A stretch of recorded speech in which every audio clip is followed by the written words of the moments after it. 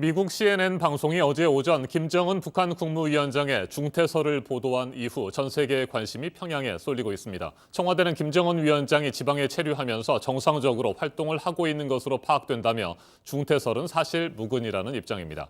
미국과 중국, 러시아를 비롯한 관계 국가들은 사실 파악에 촉각을 곤두세우고 있습니다.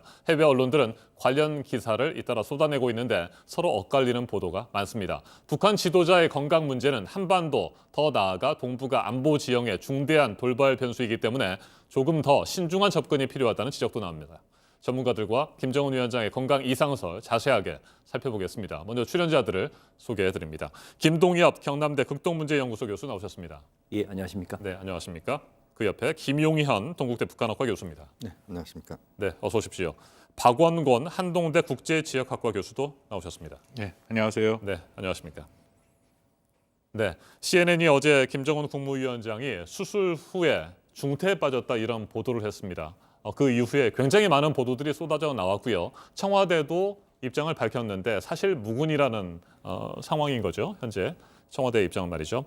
자, 미국 백악관 밤사이 공식 입장을 밝혔습니다. 관련 보도를 면밀하게 주시하고 있다. 조금 전에는 트럼프 대통령이 우리도 모른다.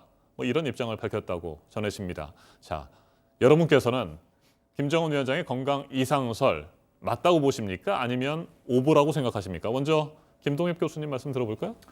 저는 뭐 트럼프 대통령 한 말이 답이라고 생각합니다. 모른다가 답이라고 생각하고요. 북한이라는 어떤 체제 특성상 최고 존엄, 그러니까 과거에 김일성이나 김정일 위원장 사망 시에도 뭐 한 40시간, 50시간 넘게 사망 사실을 몰랐고 네. 또 중간에 2008년도였죠. 김정일 심혈관 수술했을 때도 아무도 몰랐거든요.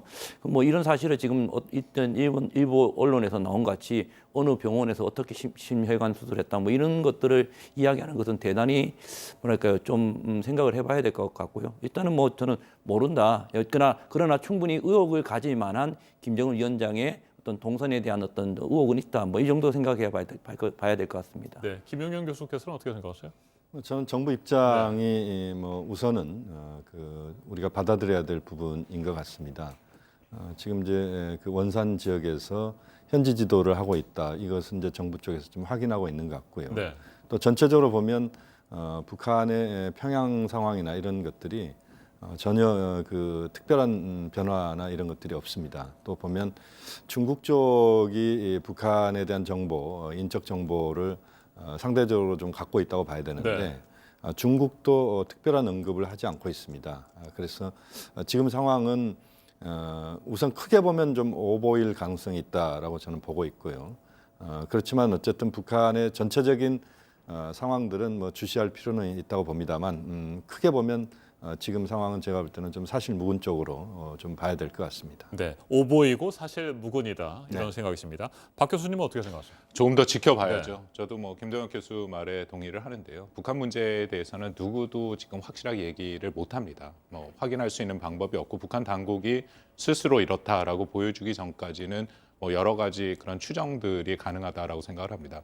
다만 지금 뭐 어제부터 오늘까지 나온 얘기, 한국, 미국, 중국까지 네. 다 포함해서 얘기를 하면 좀 조심스럽습니다만 뭐 유고 사태나 아주 위중한 것 같지는 않고요. 근데 다만 어떤 건강이나에 좀 이상은 있어서 휴식이나 치료가 필요한 상황 정도다라고 좀 조심스럽게 추정해 봅니다. 네, 심혈관 계열 쪽에 시술을 받았다. 이 부분은 팩트일까요? 아닐까요? 어떻게 보십니까?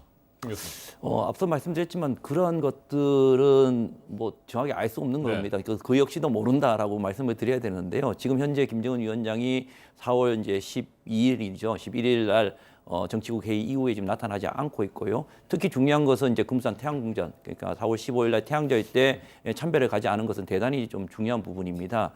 이런 부분을 봤을 때는 아까 말씀을 하셨지만 어떤 뭐 치명적인 어떤 것이 있기보다는 건강적으로 대단히 뭔가 좀 조심해야 될 부분이 있을 가능성이 있다는 거죠. 이것은 굳이 뭐 수술을 했다 안 했다가 아니라 특히 중요한 것은 코로나 국면입니다. 코로나 국면에서 이제 저희들이 가장 이제 중요시하는 게 기저질환이 있는 사람들이 네. 이 코로나에 걸렸을 때 문제가 대단히 심각하지 않습니까?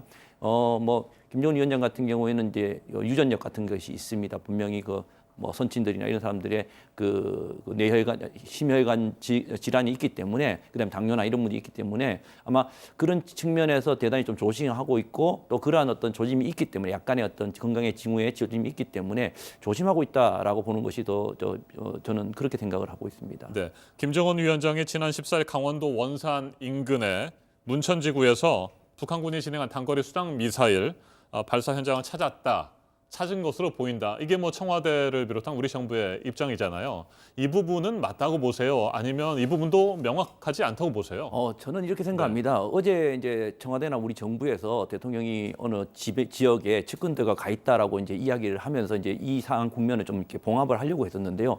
그것도 그렇고 지난 14일 날 북한은 발표하지 않았습니다. 이 국면에 대해서 우리 정부가 나서서 김정은 동선을 이렇다 저렇다 좀 대단히 세밀하게 이야기하는 것은 대단히 저는 적절치 않다고 봅니다. 사실 어떻게 보면 알아도 모르는 네. 척 하는 것이 정상인데 이거에 대해서 이렇다 저렇다 우리가 이야기하는 것은 정확성을 떠나서 적절치 않다는 측면에서 저는 지난번에 있었던 그 뭐 공군기라든가 이런 훈련에 대한 참가 여부라든가 이번에 어제 청와대 발표는 조금 생각해 볼 필요가 있는 거 좀 조심해야 될 그 발표가 아닌가라고 저는 생각을 합니다. 네, 김용현 교수님. 네네. 정말로 모른다고 한다면 구체적으로 어떤 얘기들을 하는 것은 쉽지 않잖아요. 그럼에도 불구하고 청와대가 앞서 말씀을 저희가 나눈 것처럼 네. 원산 쪽에 네. 김정은 위원장이 있을 것이다. 현재 지도를 하고 있을 것이다. 네. 이렇게 얘기한다는 건 그래도 상당히 구체적인 팩트를 가지고 얘기하는 것 아니겠습니까? 대체로 이제 우리 정보 당국이 이 김정은 위원장, 과거에 김정일 위원장, 네. 김일성 주석 때도 마찬가지였습니다만 동선은 크게 보면 동선 정도는 우리가 파악을 하고 있습니다. 예를 들어서 평양에서 출발하는 1호 열차, 네. 1호 열차가 출발할 때 우리 정보 당국이 그것을 대체로 확인을 하고 있거든요. 아마 이제 한미 정보 당국이 그걸 확인하고 있기 때문에 우리가 김정은 위원장이 정확하게 어떤 특정 지역에서 아주 세밀하게는 보기는 어렵지만 그러나 어느 지역에 가서 활동하고 있다는 정도는 우리가 실시간으로 파악을 할 수 있는 그런 정도는 늘 우리 정보 당국이 갖고 있다. 그렇게 봐야 됩니다. 그렇기 때문에 원산에서의 활동이나 이런 것은 우리 수준에서 또 미국의 정보 수준에서는 충분히 파악이 가능한 것이고요. 그것은 아마 중국도 아마 마찬가지라고 봅니다. 그렇게 보면 김정은 위원장의 이제 동선 자체는 우리 정보 당국이 확보하고 있다 이렇게 봐야 될 것 같고요. 물론 뭐 중국 쪽에서 일부 김정은 위원장이 4월 15일 그러니까 태양절 직전에 스텐트 시술을 한 것 아니냐 뭐 이런 이야기가 나오고 있습니다. 물론 그건 뭐 정확하게 알기는 어렵지만 그러나 전체적으로 보면 김 위원장의 동선은 강원도 쪽에 있었다라고 봐야 될 것 같고요. 그렇게 보면 그 과정에서 건강 이상설에 대한 부분들은 물론 뭐 우리가 여러 가지 추론은 네. 할 수 있다고 봅니다. 왜냐하면 태양절에 그 행사에 등장을 하지 않았다는 것 자체가 그 김정은 위원장의 건강 이상설을 분명히 좀 꺼낼 수 있는 그런 그 소재는 된다고 봅니다만 그러나 전체적으로 보면 정보 당국이 확인하고 있는 부분에 대해서 우리가 신뢰를 할 수 있다라고 봅니다. 알겠습니다. 북한 전문 매체인 데일리 NK 먼저 이런 보도를 했습니다. CNN 보도에 앞서서 말이죠. 평안북도 묘양산 지구 내에 있는 향산진료소에서 네. 김정은 위원장이 심혈관 쪽에 시술을 받았다. 이런 보도였습니다. 네. 이 향산지구에 있는 그 진료소에서 네. 시술을 받을 만한 그런 의료 여건이 됩니까? 그 부분은 뭐 가능성이 있는 얘기이긴 합니까? 지금 이제 데일리 NK라고 하는 네. 것은 이제 북한에 있는 매체가 아니고 외부에서 북한을 보는 네, 매체입니다. 북한 전문 매체죠. 그렇습니다. 다 대북 전문 매체다 이렇게 봐야 되는데 이 향산이라고 하는 곳이 과거 김일성 주석 때부터 북한에서 이제 특각이라는 표현을 쓰는데 우리로 치면 이제 청남대 같은 곳입니다. 그러니까 대통령께서 이제 휴식을 겸하면서 지방에서 국정을 볼 수 있는 그런 시설이 북한에도 몇 개 있습니다. 원산 쪽에도 있고요, 네. 금강산 쪽에도 있고 또 우리가 가장 대표적으로 알고 있는 것이 이제 향산지구인데 거기에서 기본적인 그 최고 지도자의 긴급 의료 지원 시스템은 작동하고 있다 이렇게 봐야 됩니다. 네. 뭐 북한에서 최고 지도자의 건강은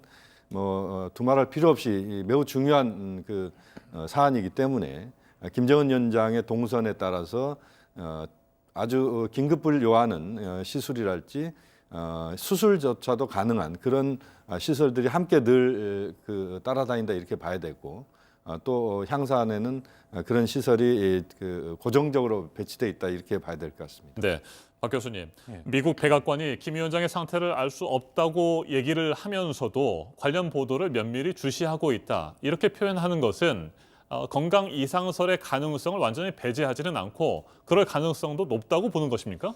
뭐 두 가지로 판단이 되는데요. 네. 일단 북한 사회 자체가 폐쇄적인 사회이기 때문에 정확한 정보를 갖는다는 것은 사실 불가능합니다. 뭐 북한 정부 당국도 그렇고 세계적으로 다 관심을 갖고 주목을 하고 있지만 여전히 여러 가지 가능성을 좀 열어놔야 된다라는 게 첫 번째고요.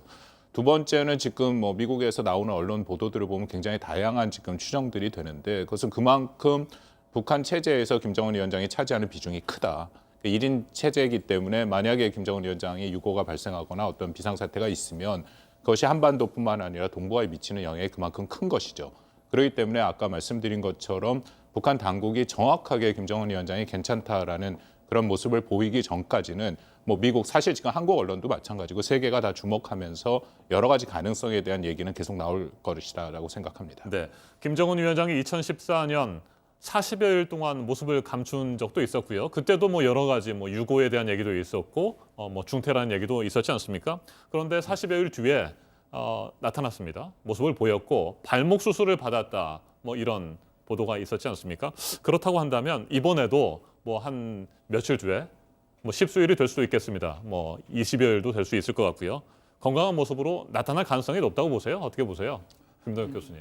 뭐 현재 상으로는 네. 뭐 수술을 했는지 안 했는지도 잘 알 수가 없고요. 아까 말씀드린 대리 NK에서 향산에서 했다고 그 자체가 저는 이제 좀 의문인 것이 그 매체가 얼마나 대단한 매체인지는 잘 모르겠지만 북한의 아주 뭐 이 최고 소위 존엄이라고 이야기하는 최고 지도자의 그 동선을 어느 곳에서 어떻게 수술했는지를 아는지조차가 저는 궁금합니다. 사실 그건 대단한 그 정보력을 갖고 있는데 북한의 고위층 한 5사람도 채 알 수 없는 어떤 그 김정은의 동선을 그렇게 셋이 있다는 것도 중요하고요.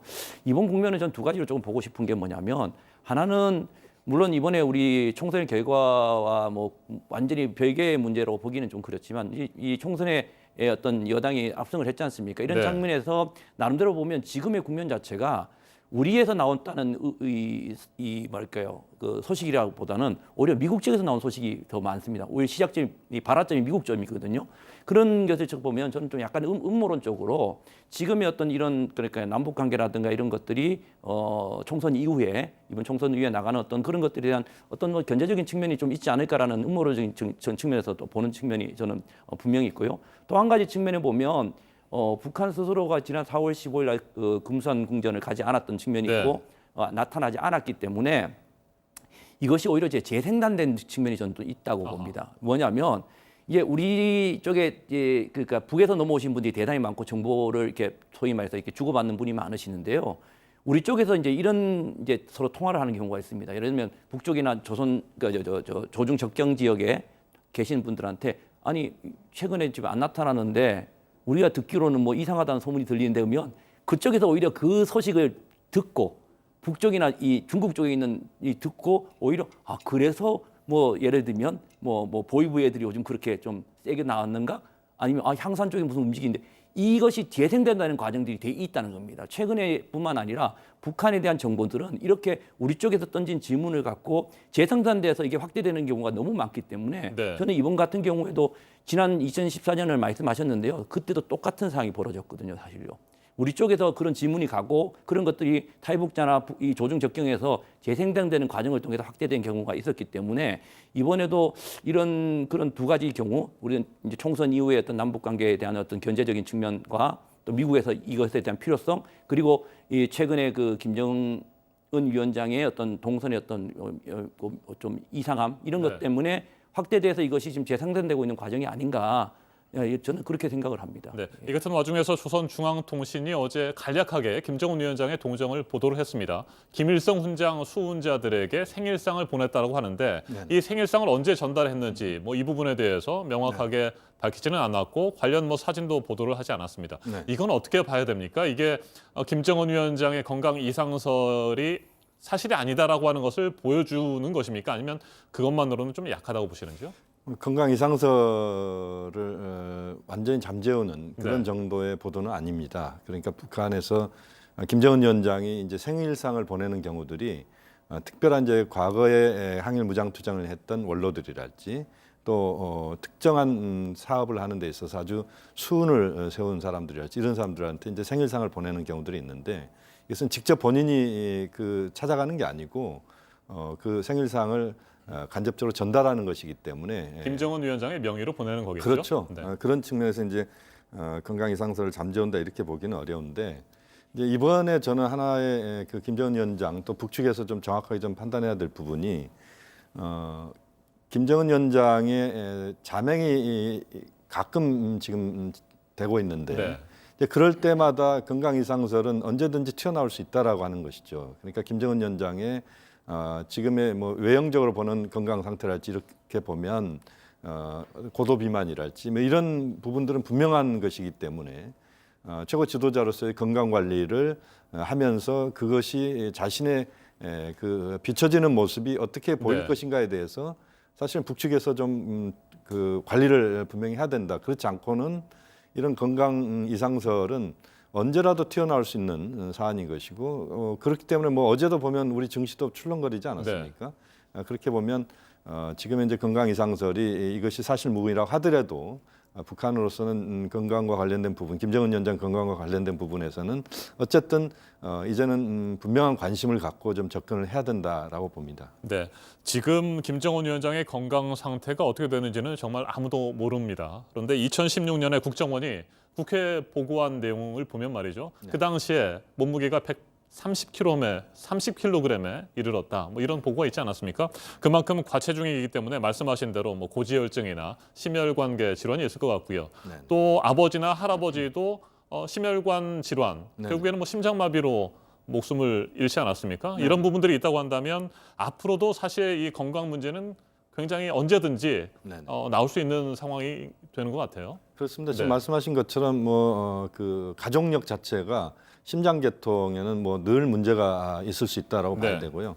김일성 주석이나 김정일 위원장도 역시 이제 사망 사유가 그거였기 때문에 김정은 위원장 입장에서는 심혈관계통 이 부분에 대해서는 뭐 특별한 신경을 쓰지 않으면 늘 이런 오보랄지 또는 김정은 위원장의 건강과 관련된 문제는 계속 외부에서 제기될 수밖에 없다. 이 부분은 뭐 분명한 사실이라고 봐야 됩니다. 네, 박 교수님. 네. 미국에 있는 북한 전문가들도 여전히 뭐 신중한 태도를 보이고 있는 것 같은데 네. 미국 정부 안에서 김정은 위원장의 유고에 대한 뭐 대비책을 논의했다. 뭐 이런 얘기도 나오고 있는데 그럴 가능성도 있다고 보십니까? 뭐 가능성은 다 네. 열려 있죠. 그것은 뭐 미국 입장에서는 그 김정은 위원장 한 명이 북한에서 차지하는 비중이 워낙 크기 때문에 혹시라도 유고 사태가 발생했을 경우에는 어떻게 대비해야 되는지 이미 계획을 갖고 있고요. 사실은 우리도 한국도 있고 한미가 연합으로 갖고 있는 계획들도 있습니다. 여러 가지 상황이 최종적으로 확인되기 전까지는 뭐 여러 가지 과정들을 놓고 정부 당국 차원에서는 당연히 대비를 하고 있다라고 판단이 되고요. 그리고 이런 지금 일이 발생하는 거는 저는 크게 두 가지가 사실은 좀 영향을 줬다 하는데 네. 아까 잠깐 얘기한 것처럼 지난 4월 15일 김일성 생일에 금수산 태양궁전에 나타나지 않았다라는 게 사실 큰 의미가 있습니다. 지금 북한이 코로나19로 굉장히 어려운 상황이고 또 경제적으로 어려움을 받고 있기 때문에 이럴 때일수록 그 지배체제의 공고함을 보여줘야 되고 그리고 사실상 북한 체제의 정통성은 뭐 김일성부터 시작하는 이른바 백두혈통으로 이뤄지기 때문에 거기에 참배를 가지 않는다라는 것은 북한 주민들 입장에서는 그게 불경스럽게 또 보여질 수 있을 정도거든요. 그래서 거기에 나타나지 않았다라는 것은 사실 큰 사건 중에 하나고요. 또 하나는 지금 이런 뭐 여러 가지 김정은 위원장의 건강에 대한 여러 가지 얘기들이 사실 상당 일주일 이상 지금 얘기가 되고 있는데 만약에 이렇게 됐다면 북한 매체에서 어떤 형태로든지 뭐 아니다라든지 그런 식의 얘기가 나와야 되는데 지금 그것이 안 나오고 있는 것. 뭐 어저께 시작이 됐는데 아직 북한 매체에서는 아무런 얘기가 지금까지도 없지 않습니까? 그러니까 그 두 가지가 저는 이제 여전히 이런 의구심을 갖게 하는 그런 요소로 작동을 하고 있다라고 생각을 합니다. 네. 자, 김정은 위원장의 건강. 앞에서도 제가 말씀을 드렸습니다만 한반도 더 나아가 동북아 안보 정세에 아주 큰 영향을 미치는 상황이 되잖아요. 실제로 그런 돌발 변수가 현실화돼서 어떤 문제가 발생한다고 한다면 어떤 영향이 있을까요? 먼저 김동현 교수님. 제가 아주 우려를 하고 있는 부분이 분명히 이제 앞서 말씀하셨지만 김정은 위원장이 갖고 있는 북한에서의 어떤 뭐 지위라든가 또 범위는 대단히 넓죠. 그러나 우리가 생각하는 것만큼 어떤 북한의 최고 지도자의 유고 상황 자체가 뭐랄까요, 뭐 북한 이것이 바로 이제 북한 뭐 급변 사태라든가 또 뭐 붕괴라든가 이런 쪽으로 이어진다고 단정하기는 저는 어렵다고 생각합니다. 대단히 그거는 이제 북한 체제 자체를 우리가 뭐랄까요, 정상적으로 작동하지 않는다고 보고 있기 때문에 그렇거든요. 한편으로 보면 우리가 그러니까 북한의 어떤 유고 사태라든가 이런 거에 대한 또 급변 계획을 갖고 있다고 한다면 북한도 정상적으로 그러한 어떤 계획을 분명히 갖고 있고요. 또 지난 어떤 두 차례 김일성, 김정일 위원장의 유고도 있었기 때문에 또 상당히 어쩌면 정통성이라든가 또 뭐랄까 사전적인 측면에서 어떤 권력을 장악하지 못했던 김정은 위원장 같은 경우에는 충분히 뭐랄까요, 어떤 그런 사태를 저는 충분히 예견을 했다고 봅니다. 뭐 그렇다고 본다면 김현영이든지 그 어떤 유고 사태에 대한 뭐 플랜을 네. 이머전시 플랜을 갖고 있기 때문에 저는 저희들이 걱정하는 것만큼에 대한 아주 큰 혼란 사태가 벌어질 거라고 저는 생각하지 않고요. 그렇다고 생각해서 뭐 전혀 걱정을 하지는 않는 건 아니지만 나름대로 오히려 이제 동북아라든가 남북 관계에 있어서 대단히 어떤 시간적으로 지연이 되고 그런 측면에 대단히 우려스러운 측면이 있을 겁니다. 그래서 앞서 말씀하셨지만 남북 관계에 있어서 대단히 중요한 변수가 생각지 않았던 뭐 북한 최고 지도자의 건강 변수가 대단히 중요한 변수가 분명히 될 거라는 그런 생각을 하고 있습니다. 네, 김용현 교수님. 네. 건강에 심각한 문제가 발생하거나 혹시라도 유고 사태가 발생하더라도 뭐 급변 사태는 없을 것이다. 네네. 김 교수님이 앞서 그런 말씀을 해주셨는데 교수님께서는 어떻게 생각하세요? 뭐 그런 정도로 북한 내부에서도 준비가 되고 있다 이렇게 볼 수 있습니까? 북한 체제에 대해서 과거에 보면 김일성 주석이 사망했을 때 북한 체제는 3년 안에 붕괴할 것이다. 또는 석 달 안에 붕괴할 것이다. 이런 이야기들이 나왔었습니다. 네. 김정일 위원장이 사망했을 때도 역시 마찬가지였습니다. 그때도 김정은 위원장으로 가는 이 후계 구도가 1년을 못 버틸 것이다. 또는 몇 달 만에 붕괴할 것이다. 이런 이야기들이 많이 횡행했던 경험들이 있습니다. 그렇지만 북한은 어쨌든 자신들의 체제를 유지시키고 그 권력 체계를 공고화시켜 왔던 게 사실입니다. 그것은 결국 북한 내에서 최고 지도자가 만약에 유고 사태가 발생한다고 하더라도 그것을 대체할 플랜 A, B가 분명히 존재하는 것이고 네. 또 북한 체제가 그렇게 허술한 체제가 분명히 아닙니다. 또 군부랄지 이런 체제를 떠받드는 이 세력이 정확하게 자신들의 그 체제를 보유하는 이 부분에서 또 정확한 또 임무들을 수행하는 그런 구조이기 때문에 북한의 그런 그 돌발 사태나 이런 어려운 상황들이 발생한다고 해서 곧 북한이 특별하게 어떤 붕괴하거나 이런 식으로 간다라고 하는 그런 가정은 저는 매우 적절치 않다라고 보고 또 북한에서 보면 뭐 어쨌든 뭐 지금 김여정 제1부부장도 있고 또 북한 내부의 여러 가지 시스템들이 작동할 수 있다. 이 부분은 분명하다고 봐야 될 것 같습니다. 알겠습니다. 김정은 위원장의 동생 김여정 노동당 제1부부장 얘기는 잠시 후에 이어가도록 하고요. 일단 두 분께서는 혹시라도 무슨 문제가 발생하더라도 북한 내에서 급변 사태가 발생하지는 않을 것이다.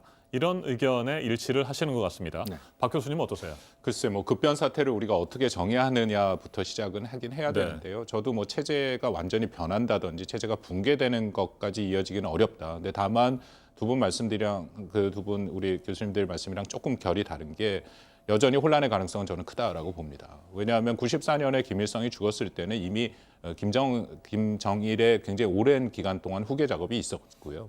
김정은의 시기도 김정일이 2008년에 이제 그 쓰러진 이후에 2011년에 사망할 때까지 사실상 어느 정도 그 준비 기간이 있었다라고 보는 게 맞습니다. 근데 지금 같은 경우에는 일단 후계 구도가 보이질 않습니다.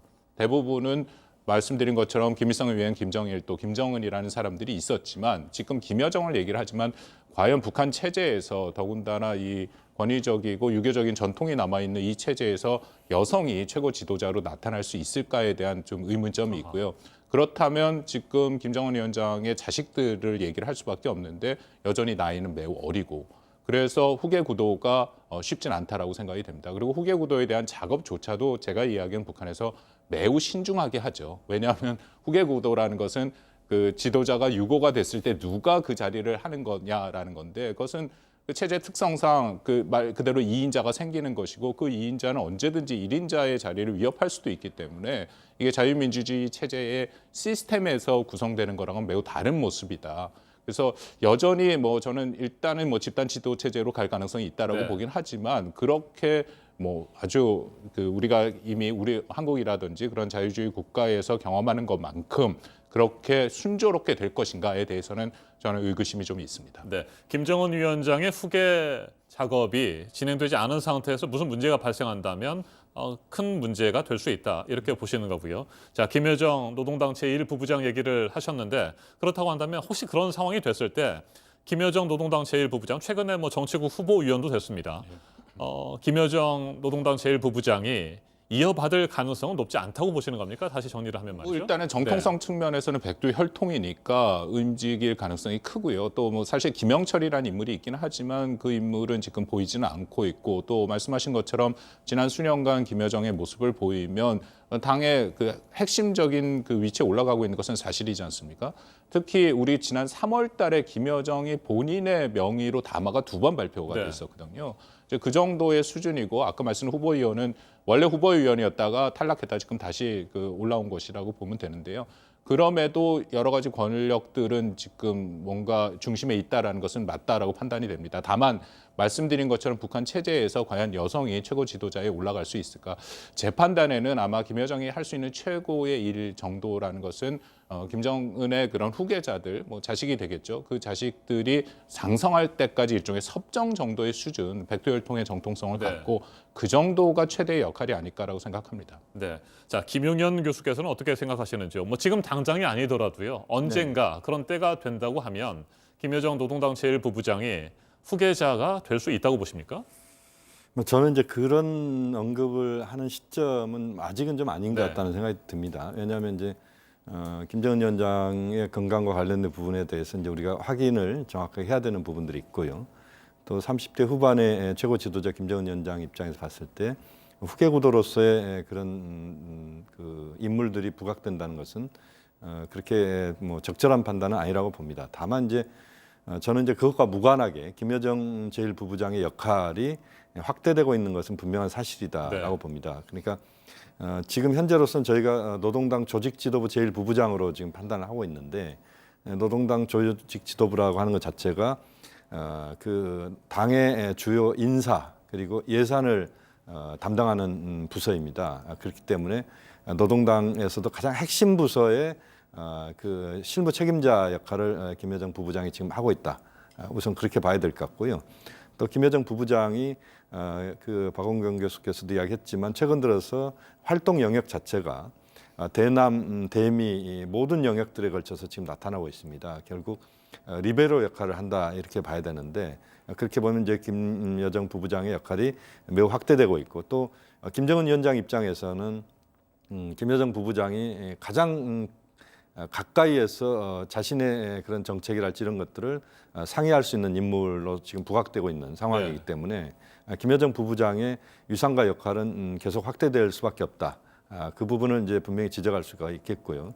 그 과정에서 어쨌든 김여정 부부장이 현재 그 지금은 이제 어떻게 보면 뒤에 물러나 있거나 또는 그 과정에서 오빠인 김정은 위원장을 이제 보좌하는 역할을 하고 있는데 그 역할을 보다 밀도 있게 또 심도 깊게 할 수 있는 그런 상황으로 앞으로도 계속 갈 것이다. 그렇게 전망할 수 있겠습니다. 네. 김동엽 교수님. 김정은 위원장이 집권을 한 이후에 말이죠. 뭐 이런 얘기들이 나왔잖아요. 이른바 백두혈통이 북한의 권력을 장악하는 것은 김정은 위원장이 마지막이 될 수도 있다. 뭐 이런 분석들이 있었지 않습니까? 그렇게 지금도 보십니까? 아니면 김여정 제1부부장의 역할이 커지고 있기 때문에 그건 알 수 없다 이렇게 보시는 겁니까? 저는 뭐 단정하기는 어렵지만 어쩌면 3대 세습으로 끝날 가능성이 저는 높다고 생각하는 사람이 있고요. 또 사실은 3대 세습으로 넘어왔지만 김정일 위원장에서 김정은 위원장으로 지금 현재 넘어오는 그 3대 세습 과정 자체도 그렇게 본인들이 원했지 않았던 과정이라고 저는 생각을 합니다. 뭐 김정일 위원장이 김정한테 꼭 넘겨야 되겠다, 뭐 처음부터 시작했다고 저는 생각하지 않는 사람 중에 하나이기 때문에요. 어쨌든 3대 세습을 왔고 아까 이제 말씀하셨는데 북한의 시스템 자체, 그러니까 뭐 민주주의의 시스템으로 돌아가고 북한은 그렇지 않다고 했는데 우리의 관점으로 보면 그렇습니다. 그러나 저는 김정은 위원장의 지금 이 권력을 잡은 어떤 2011년의 과정을 보면 대단히 시스템적으로 잡은 겁니다. 네. 예, 왜냐면요. 그러니까 저는 북한의 나름대로 시스템이 있기 때문에 지금 그 시스템은 여전히 돌아가고 있고 우리가 우리의 민주적인 뭐 예를 들면 시스템을 갖고 북한의 시스템이 맞고 틀리고를 저는 이야기할 사항은 아닌 것 같다는 측면에서 북한도 시스템이 돌아가고 중요한 것은 김여정의 지금 위치는 김정은 위원장의 단기간에 아주 짧은 기간에 젊은 기간에 뭔가 유고가 생겼다든가 문제가 생겼을 때 그거를 대체하는 어떻게 보면 4대 세습이라는 개념이 아니고 같은 3대 세습으로서 부족한 부분을 채우는 부분이라고 생각합니다. 그래서 김여정이라는 인물 자체가 그 어때 만약 유가 생기는 그것을 해서 어떻게 보면 정말 다른 어떤 전체적인 네. 시스템을 정상적으로 만드는 어떤 중간적 과정에서의 지금 역할을 수행하고 있다고 생각하고요. 그런 차원에서 지금 잘하고 있는 자녀들한테 그걸 넘기기 위한 그 중간적 역할을 한다고 저는 생각하지 않고 오히려 만약 그런 상황이 벌어지게 된다면 김여정의 어떤 잠시 어떤 걸 통해서 어떤 북한의 어떤 시스템 자체가 세습이 아니라 다른 쪽으로 돌아갈 수 있는 그런 어떤 것들을 만들어 나가고 있다고 저는 개인적으로 그렇게 생각을 합니다. 알겠습니다. 지금 상황에서는 여러분께서 다 말씀을 하셨습니다만 좀 더 신중하게 지켜볼 필요는 분명 있어 보입니다. 그럼에도 불구하고 혹시라도 비상사태가 발생할 경우에 북한이 어떻게 될 것인지 이 부분에 대해서는 또 해보는 것도 필요하니까요. 저희가 얘기를 좀 나눠봤습니다. 자, 온 세계가 평양에 집중하고 있습니다. 북한이 공식적으로 김정은 위원장의 활동 영상이라든지 사진을 보여주고 공식 동정 같은 것들을 보도하지 않는 이상 앞으로도 당분간 이와 관련된 얘기들 꾸준히 나올 것 같거든요. 끝으로 세 분께 짧게 한 2, 30초 정도씩의 시간을 좀 드리도록 하겠습니다. 앞으로 북한의 어떤 부분을 가장 주목해서 봐야 될까요? 먼저 박 교수님. 예의주시해야죠. 네. 그렇지만 섣부른 판단은 금물이다라고 생각합니다. 미국의 반응이 저는 약간 정답이라고 생각을 하는데 지금 정확히는 모른다. 그렇지만 계속해서 어떤 상황이 발생할 건지 예의주시하겠다. 여러 가지 가능성을 놓고 대비하겠다. 우리 정부도 일단은 아니다라고 얘기를 했지만 그렇지만 그것이 정말 여러 가지 어떤 상황으로 발생할지 모르는 것이 북한 문제이기 때문에 네. 철저한 대비가 필요하다라고 생각합니다. 네, 김용현 교수님. 지금 이제 남북한 공이 이제 코로나19 사태에 대한 대응이 굉장히 중요하다고 봅니다. 김정은 위원장이 지금 나타나고 있지 않은 것도 코로나와 연관됐을 가능성도 저는 있다고 보는데요. 왜냐하면 이제 기저질환이 있는 김정은 위원장 입장에서 다수의 대중들이 모이는 곳을 피하는 그런 과정이다라고도 볼 수도 있을 것 같다는 생각이 듭니다. 그렇게 보면 앞으로의 지금의 상황에서 봤을 때 남북 관계를 좀 더 적극적으로 좀 풀어가는 특히 코로나19 사태에 대응하는 보건협력이랄지 예방협력 이런 과정들을 통해서 보다 남북 관계를 긴밀화하면서 그 과정에서 북측에 대한 우리 또 남측 또는 미국 측의 정보나 이런 것들이 보다 좀 투명하게 보여질 수 있는 그런 쪽으로 가도록 하는 것이 매우 중요하다고 봅니다. 네, 김동혁 교수님. 어떤 부분을 주목해서 봐야 되겠습니까? 저는 북한을 주목해 볼 부분도 있겠지만 네. 북한 부분에 대해서도 그 남북 관계에 대해서 조금 전 중요한 게 차분이라는 단어를 좀 강조하고 싶습니다. 북한을 쳐다볼 때도 좀 차분하게 준비를 했으면 좋겠고요. 또 최근 이제 4.15 총선 이후에 남북 관계가 개선돼야 된다, 협력을 강화해야 된다는 이야기들이 나오는데 이것도 저는 차분해야 된다고 생각합니다. 급속도에 추진하는 것보다 북한한테 뭔가를 강요하거나 뭔가 이렇게 카드를 던지는 것보다 우리 내부를 좀 차분하게 좀 정비를 하는 게 먼저라고 생각합니다. 남북 관계를 통해서 생길 수 있는 남남 갈등이라든가 한미 관계라든가 이런 것들이 생길 수 있는 어떤 데미지를 최소화시킬 수 있는 우리 스스로 할 수 있는 일을 먼저 차분히 준비하고 북한을 차분히 좀 지켜보는 것이 가장 중요한 것이 아닌가라고 저는 개인적으로 생각을 합니다. 알겠습니다. 김정은 위원장의 건강 이상설에 대해서 오늘 북한과 미국 전문가 세 분과 함께 자세하게 살펴봤습니다.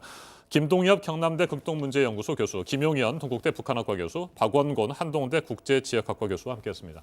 세 분 토론 잘 들었습니다. 감사합니다. 감사합니다. 네, 감사합니다.